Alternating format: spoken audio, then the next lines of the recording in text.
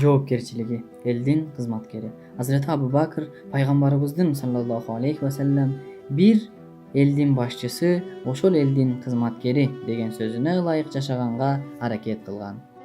Азырети Умар Мадинанын чет жакасындагы конушта жашаган эки көзү азиз, улгайган энеге күн сайын жашыруун барып кызмат кылчу. Бирок күн сайын Азырети Абу Бакр андан да мурун барып кызмат кылып кетчү. Азырети Умарды халифалыкка дайындагандан кийин көз жумаар алдында үй бүлөсүнө мал мүлкүмдү санагыла, халифалыкты мойнума алган күндөн кийин арткан болсо, аны Умарга алып барып тапшыргыла. Халифалыкка келгенимден берки айлык акымды эсептегиле жана мага тиешелүү айдоо жеримди сатып, аны байтул малга, мамлекеттик казынага тапшыргыла деген керээс калтырган. Сабырдуулугу жана кайраты. Сабыр маселеси өтө кеңири мааниде талоого алынууга тийиш. Башкача айтканда, ибадаттарды толук аткарууда, күнөөлөрдөн сактанууда жана кыйынчылыктарга чыдоого сабырдуу болуу. Бул түшүнүктөн кенен маанисин туюмдап. Ибадат пенденин жаралыш максаты, ошол эле кезде мүнөзүнүн натыйжасы. Бул сабакты Алла элчисинин саллаллаху алейхи вассалам өзүнөн алган пайгамбарлар мектебинин сыймыктуу, тектүү, эң алгачкы жана эң аруу шакирт Азырет Абу Бакрдын мындан кабарсыз калуусу ойго да келбейт. Ал кул болуунун оорчулугун жашоосунун акырына чейин далилдеп сезген сайын сыздаган, кээде таң атканча намаз окуп, кээде бир канча күн орозо кармап, бейтаптардан кабыр алып, дайыма кулчулук менен күн өткөргөн адам эле. Ошондуктан ал ибадатты, Кудай алдындагы кулчулук түшүнүгүн тулку боюна сиңирген теңдешсиз мүнөздө болчу. Акыйкат жолдогу сабырдуулук. Азырети Абу Бакр Малик бин Дагыннанын коргоосунан чыккандан кийин Каабада ибадат кылып жатса, Курайш уруусунан чыккан ниети бузуктардын бирөө өтүп калат. Баягы киши бир аз топурак ууштан келип, Азырети Абу Бакрдын башына чачат. Ошол учурда жакын эле жерден Валид бин Мугира менен Ас бин Вайл өтүп бараткан болот. Азырети Абу Бакр аларды карап, "Могу кишинин кылган кылыгын көрдүңөрбү?" дейт. Беркилер "Муну сен тандадың" дешет. Ошондо Азырет Абу Бакр: "О жараткан эгем, сен кандай халимсиң? О жараткан эгем, сен кандай халимсиң? О жараткан эгем, сен кандай халимсиң?" деп күңгүрөнөт. Ачкалыктагы сабыры. Бир күнү жайдын мээ кайнаткан аптаптуу күнүндө Азырет Абу Бакр үйүнөн чыгып мешитке келет. Ал жерде отурган Азырети Умар радиаллаху анху: "Мындай маалда эмнеге үйүңөн чыктың?" деп сурайт. Азырети Абу Бакр: "Ачкалыктан чыдабай калдым" деп жооп берет. Бир аздан кийин пайгамбарыбыз саллаллаху алейхи вассалам да келет. Ал экөөнөн: "Мындай маалда бул жерде эмне кылып жүрөсүңөр?" деп сурайт. Экөө тең ачка болгонун айтат. Алла элчиси: "Жүргүлө, тиги Абу Айюбтукуна баралы" дейт. Ошентип, бул үч кайрымдуу жан Азырети Абу Айюб ал-Ансари радиаллаху анху үйүнө барышат. Сүйүктүү элчинин эң жакын досу, хижраттагы жан жолдошу, дүйнөдөн кайткандан кийин халифасы боло турган бул сүйүктүү инсан исламга чейин да, мусулман болгондон кийин да эч бир арам ишке аралашкан эмес. Эл алдында жер карата турган жүрүм-туруму болгон эмес. Зына кылуу, ичимдик ичүү, буттарга сыйынуу сыяктуу арам иштерден алыс болгон. Эми жашоосун мына ушундай өткөргөн кишинин бутакка конуп отурган чымчыкка айткан сөздөрүнө кулак салалы. "Кандай гана бактылуусуң, ата канат. Мен дагы сендей болуп, бутактан бутакка конуп, ары бери эркин учкан, эч бир сурагы, эч бир азабы болгон чымчык болсом гана. Ары бери өткөн төөлөр, улам бир жалбырагын чайнап өткөн, жол боюна өскөн дарак болсом гана." Бир жолу Укба бин Аби Мутайд Алла элчиси саллаллаху алейхи вассалам намаз окуп жатканда келип, селдесин мойнуна ороп муунта баштайт. Анын кылыгын байкап калган Азырет Абу Бакр замаатта жетип келип, тиги зөөкүрдү Алла элчисинин саллаллаху алейхи вассалам жалынан алыстатып туруп: "Бир кишини жараткан эгем Алла дегени үчүн эмнеге өлтүргүң келип жатат?" дейт. Чынында бул тарыхта алтын тамгалар менен жазылган сөз болчу. Бир канча кылым мурун Азырети Мусаны коргоого алгандарга каршы чыккан ошол доордун ыймандуу бир момуну дагы мына ушул сөздөрдү айткан. Азырети Абу Бакр анчалык күчтүү, кубаттуу киши деле болгон эмес, бирок ыйман кубаты аны жеңилбес баатырга айланткан. Азырети Алинин халифа кези. Бир күнү ал мындай дейт: "Күндөрдүн биринде мушриктер Алла элчисин курчап алып, бир канча кудайга айландырган сенсиңби?" деп коркута башташат. Ошондо Абу Бакрдан башка эч ким алардын арасына кирип, Алла элчисин коргободу. Ал кылычын колуна алып: "Каргыш болсун баарыңа, жараткан Алла дегени үчүн муну өлтүрөйүн деп жатасыңарбы?" деп катуу акаарат айтты. Азирети Али муну айтып жатып өзүн кармай албай калды. Үнү кыргылданып, көзүнө жаш тегеренген. Кайгысын билдирбеген аракет кылып, бетин жүз арчы менен жапты. Бирок сакалынан ылдый агып жаткан көз жашы анын канчалык кейип турганын көрсөтүп турган. Анын мындай булугуп, кайгырып турганына жанындагылар да чыдай албай, кошулуп ыйлай башташты. Азирети Али бир аз өзүн кармап туруп: "Айткылачы, силер үчүн момундардын башчысы кайырдуубу же Абу Бакыр кайырдуубу?" деди. Бул суроонун төркүнүн түшүнгөн нурдуу жамаат кайрадан булугуп ыйлап жиберишти. Бирөө да көз жашын кармай алган жок. Бир маалда Азирети Али өз сүрөсүнө өзү жооп кылып: "Аллага ант ичем, Абу Бакыр менен бир саамга бирге болуу жер бетиндеги баардык нерседен, момундардын башчысынан дагы кайырдуу. Анткени мен ыйманымды жашырып жүргөндө Абу Бакыр ачык айкын жарыя кылган", деди.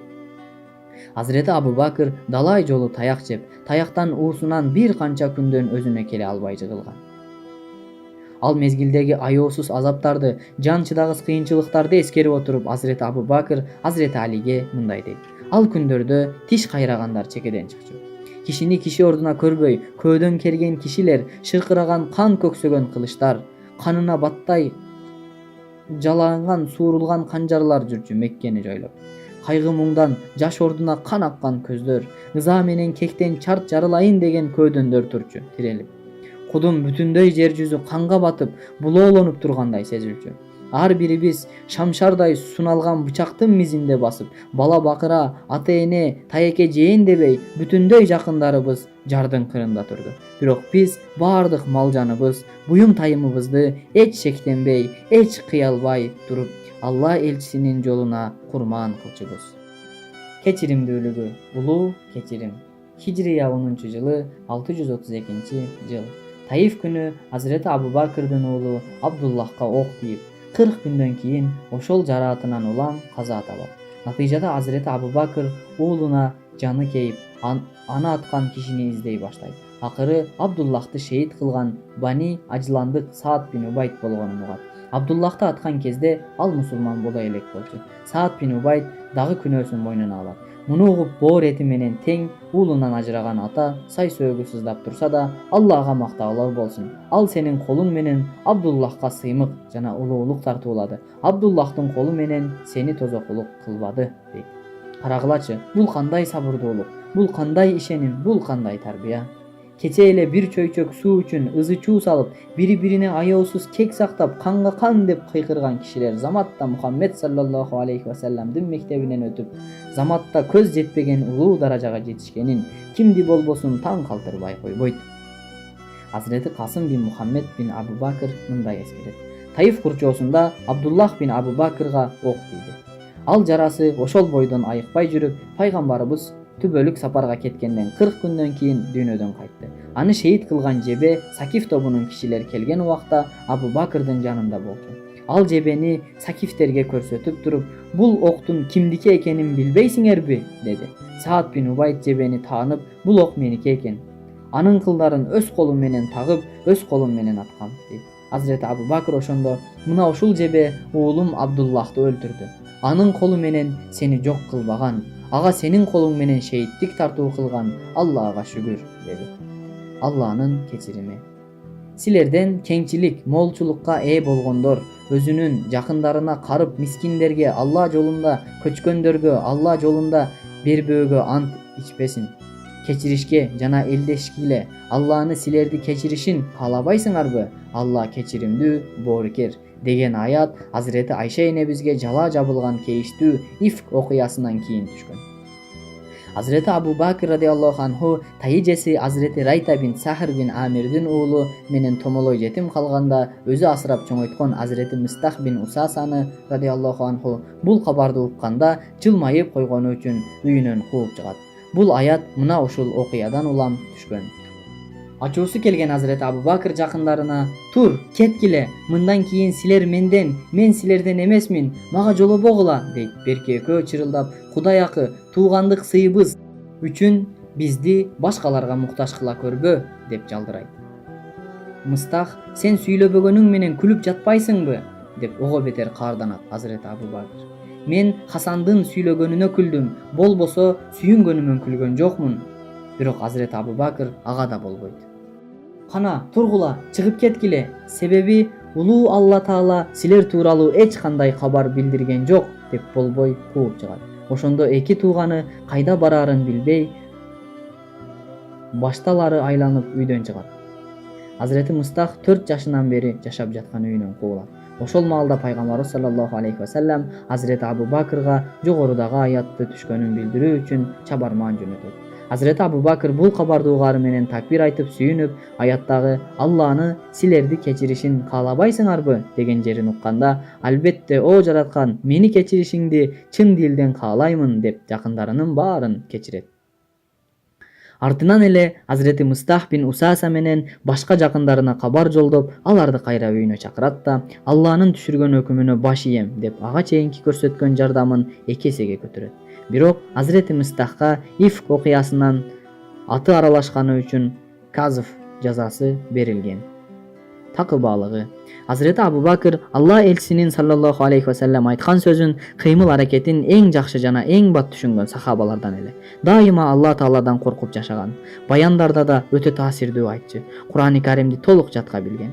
Такыбалык менен жашап, мал мүлкүн көбөйтүүнү ойлочу эмес. Үй бүлөсүн, тууган туушканын да алдыга койгон жок. Халифа болуп турганда Байтул малдан алгандарын толугу менен кайра төлөп берген. Азирети Абу Бакрдын такыбалыгын төмөнкү аятта ишараттап турат. Алсак, кимде ким берешендик кылса жана такыба болсо, жана да күбөлүк келмесин тастыктап бейишти чын деп билсе, биз өзүбүз ыраазы болгондой анын жолун жеңил кылабыз. Кээ бир тафсирчилер бул аятты мындайча чечмелешкен. Ал радиаллаху анху Алла үчүн бул дүйнөсүн жана акыретин берди. Аларды кыяматка ылайык бир нерсе катары көрбөдү. Пайдасыз сөздөн жана жаман иштерден оолак болду. Жакшы болгон нерсени тастыктап, Аллага жакындата турган иштерди жасаганга умтулду. Сыддык жолу. Азирети Жарир бин Абдуллахтын өгүтү менен мусулман болгон Химарилердин падышасы Зулкала Йеменде 1000 атчан жөө-жөөкүрү менен келди. Башындагы тажысы, үстүндөгү кийим кечеси жылтыраган бермектер, кымбат баалуу асыл таштар менен шөкөттөлгөн эле. Чапаны жибек менен иштелип, асыл таштар менен жаркырап турчу. Азирети Абу Бакрдин кийим кечесин, такыбалыгын, жупунулугун, ибадатын, оор басырыктуулугун жана сүрүн көргөндө Зулкала менен анын жанындагылар катуу таасирленип, ошол жерден сыддыкчын жолуна түшүп, үстүндөгү баалуу кийимдерин чечип салышат.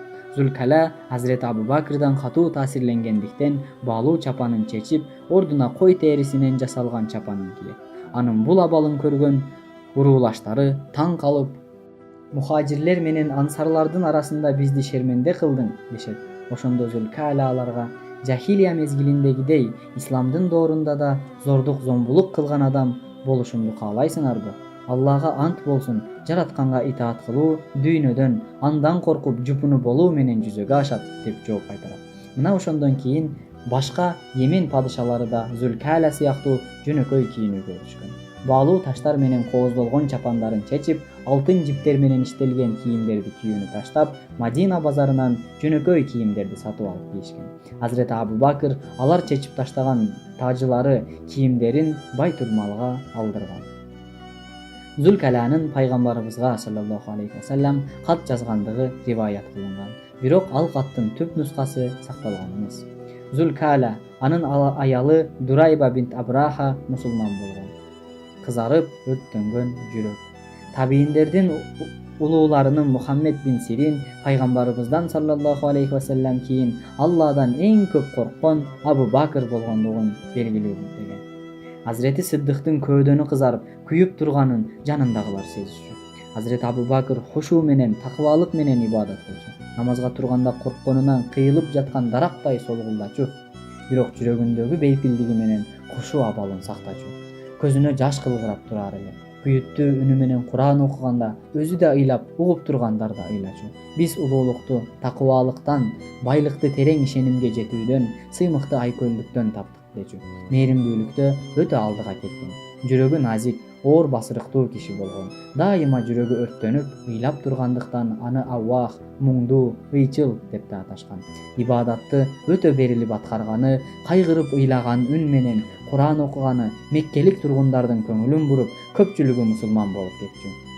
Ушундан улам мушриктер анын эл алдында намаз, Куран окуусуна тоскоол болууга аракет кылышкан. Азаптуу бирок акыйкат жол. Мал мүлктөн, дүнүйөгө тиешелүү нерселерди жакшы көрүүдөн толук баш тартып, таухид акыйкатына жетүү үчүн азап тозоктуу жолду тандап алган. Ушул максатта өз ыктыяры менен кембагалдыкка да ыраазы болгон. О Кудай, дүйнөнү мага кенен кыла көр, мени ага каршы такыба кыла көр деп дуа кылган. Башкача айтканда, мага оболу дүйнөнү бер, андан кийин анын жамандыгынан сактануу үчүн жакшы көрүүнү көңүлүмдөн чыгарып сал жана өз ыктыярымды кембагал болоюн дегиси келген. Барчылыкка кубанчу, жокчулукка кейч эмес. Кээде 6 күн бою кынтайып жатпай таң атырган күндөрү болчу. Жанына жыргалчылыкты издечү эмес. Кызы Азирети Айша энебиз бир кийимин жактыраарын сезип калганда, ага билесиңби, кимдир бирөө дүйнөлүк байлыгынан улам өзүн жакшы көрсө, аны көңүлүнөн чыгарганга чейин Алланын мээриминен кур калат деп эскерткен. Себеби ал Кудайды таануу илиминин таамын сызып, бул ырахатты сезгендерди улуу Алла Тааладан башка эч бир нерсе алагды кылбай калаарын жакшы түшүнгөн. Такыбалыктын талабы. Такыба жана Алладан коркуу сезиминин талабына ылайык маал-маал бармагы менен тилин кармап, башыма эмне келсе, ошонун баары ушунун айынан келди дечү. Кээде тилине ээ болуу үчүн оозуна майда таш салып алганы да риваят кылынган. Оозго кирген жана чыккан нерсенин Алла жана пайгамбар каалагандай болушу акыйкат экенин билгендиктен арам жана күмөндүү нерселерден өтө этият болгон. Бир кызматчысы төлгөөчүлүк менен тапкан сүттү билбей ичип алып, билгенден кийин колун тамагына чейин салып атып, аш казанындагы сүттү кусуп салган. Бир кесе суу. Халифа болуп турганда ага бир кесе муздак суу берилет. Аны колуна алып, ууттап жатып, буулугуп ыйлап жиберет. Аны көрүп жанындагылар да көзүнө жаш алат. Акырында көз жашын арчып, өзүнө келген соң, "О Абу Бакыр, эмне мынчалык ыйладың?" деп сурашат. Ошондо Азирети Абу Бакыр мындай дейт: "Бир күнү Алла элчиси менен отургам. Колу менен бир нерсени түртүп жаткандыгын көрдүм. Кудум менден алыс кет, ары бар дегендей болуп атты. Мен, пайгамбарым, бир нерсе түртүп жаткандайсың, бирок мен эчтекени көрбөдүм го дедим. Ошондо ал мындайча жооп берди: "Дүйнө баардык азем салтанаты менен көз алдыма тегеренип көрүнүп, өзүң мага кабыл алдыргысы келди. Анан мен ага менден алыс тур дедим. Ошондо ал артка чегинип жатып: Кудай акы, сен кутулганың менен сенден кийинкилер менден кутула албайт деди. Ошол эсиме түштү. Мына бул бир кесе сууну ичкен соң, дүйнө мага өзүң кабыл алдырган окшобойбу деп кейигенден улам ыйладым. Бир жолу ооз ачарда Азирети Абу Бакырга бир кесе муздак суу беришет. Ал кесенин кырын эми эле оозуна тийгизип баратып, өзүн кармай албай, буркурап ыйлап жиберет. Жанында тургандар себебин сураганда, ал бир күнү Алла элчиси бир кесе муздак сууну ичкен соң, артынан ыйлап туруп, берилген жакшылыктардан ошол кыямат күнү сөзсүз сурак бересиңер деген маанидеги аятты окуп, мына ушул бир кесе суу үчүн да эсеп беребиз деген эле. Ошону эстеп ыйлап жатам деп жооп берет. Бул нан кайдан келген? Сыддык Акбар тамагын алып келген кызматчыга дайыма аны кайдан алып келгенин, кандай жол менен тапканын сурачу. Бир жолу, балким көпкө ачка жүргөнүнөнбү, айтор кызматчысы берген нанды жегенге чейин адаттагыдай тактап коюу эсине келбей калат. Оозуна 1-2 үзүм салгандан кийин гана негедир токтоп, күмөндөнө суроо салат. Бул нан кайдан келди эле? Кайсы акчага алдың? Чынында Азирети Абу Бакырдын кызматчысын биз билген кызматчылардай кароого да болбос. Кызматчы деген аты эле болбосо, кудум жан жолдошу, ынак досу сыяктуу ниети пейли ак киши болчу. Ушундан улам ал эч тартынбай, эч жашырбай туруп болгонун болгондой айтып берет. Мен жахилия доорунда төлгөөчүлүк кылып, кайыптан кабар берип, акча тапчумун. Ошол мезгилдеги ишимен улам бирөөндө аласам бар эле. Кечөө ошол киши карызын алып келип берди. Бул тамакты ошол акчага сатып алган азык-түлүктөн даярдадым деп жооп берет. Муну уккан Азирети Абу Бакыр ошол жерден дароо болуп, башы айланып, өнү кубарып кулап түшө жаздайт. Колун кекиртегине чейин салып, өзүн зордоп, кусуп атып, ичкен тамагынын баарын сыртка чыгарат. Андан кийин уялгандай отуруп: "О жараткан Алла, ашказанымда калып, тамырыма тарап кеткен бөлүгү үчүн сага толбо кылдым" дейт. Азирети Сыддыктын мындай сезимталдыгын көргөн сахабалар: "О Алланын пайгамбарынын халифасы, эми ушунча болуу ашыкча эмеспи? Өзүңдү неге мынчалык азаптайсың?" деп сурайт. Анда Hazreti Abu Bakr пайгамбарыбыздан өз кулагым менен эшиткем. Ал денесинде бир даана арамнан болгон киши бир гана тозок оту менен тазаланат деп айткан дейт. Ачкалыктан кыйналганда түн ортолоп калган маал ачкалык пайгамбарыбыздын саллаллаху алейхи вассалам шайын кетирип уктай албай жатты. Уктап кетсе, балким убактылуу болсо да кутулмак. Бирок ачкалык жанын жай алдырбай койгонго үйүнөн чыгып нары бери басайын деди. Бир аз баскандан кийин бир караан көрүндү. Алла элчиси аны илгертеден тааныйт. Бул качан болбосун колдоого алып, жанынан айрылбаган досу, максатташы, тилектеши болчу. Күн ортосунда экөө мурдатан сүйлөшүп алгандай жолугуп калышты. Hazreti Abu Bakr пайгамбарыбызга саллаллаху алейхи вассалам келип салам берди. Пайгамбарыбыз саллаллаху алейхи вассалам андан түн бир окумда сыртта эмне кылып жүрөсүң деп сурады. Hazreti Abu Bakr пайгамбарыбызды саллаллаху алейхи вассалам көргөндө өзүнүн көйгөйүн унутуп койчу. Меккеде пайгамбарыбызды саллаллаху алейхи вассалам уткарам деп таяк жеп, бир күн бою эс үчүн билбей жатканда да көзүн ачары менен Алла элчисине эмне болду деп сурабады беле. Hazreti Abu Bakr пайгамбарыбызга саллаллаху алейхи вассалам ачкалыктан уктай албай койдум деп жооп берет. Анан кайра: "О Алланын элчиси, ата-энем сага садага болсун. Сен эмнеге чыктың эле?" деп сурайт. Пайгамбарыбыз да дал өзүндөй жооп кайтарат. Так ошол учурда дагы бир караан чыга келет.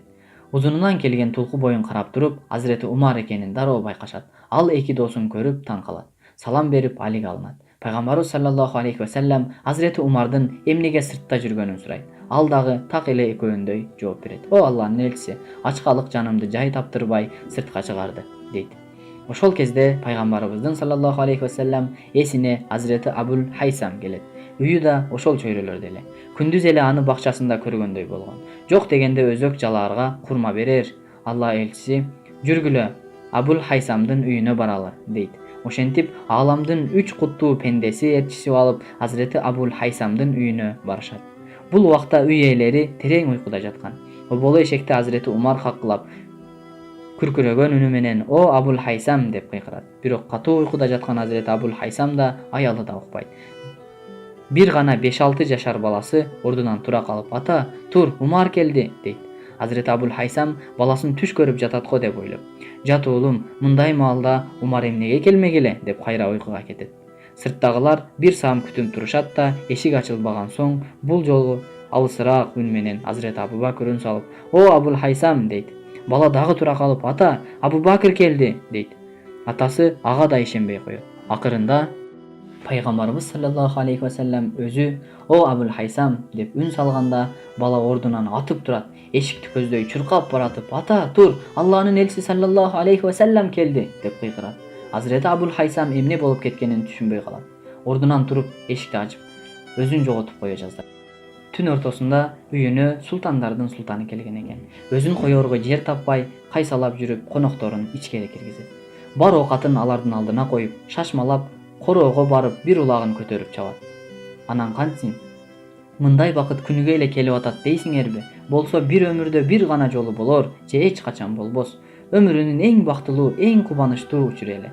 Жанын берүүгө да даяр болчу. Дастурконго курма, сүт, эт алып келип сыйлуу конокторун меймандай баштады. Кутман сахабалар ачкалыгын баса турганчалык гана жеп, ашыкча жутунушпады. Тамак желип бүткөн соң пайгамбарыбыз саллаллаху алейхи вассалам көзүнө жаш алып туруп: "Аллага касам, ичүү менен айтам, эртеңки күнү мына ушул неематтардын да эсебин бересиңер" деди. Анан артынан "Ал күнү бардык неематтардын эсебин бересиңер" деген аятты окуду.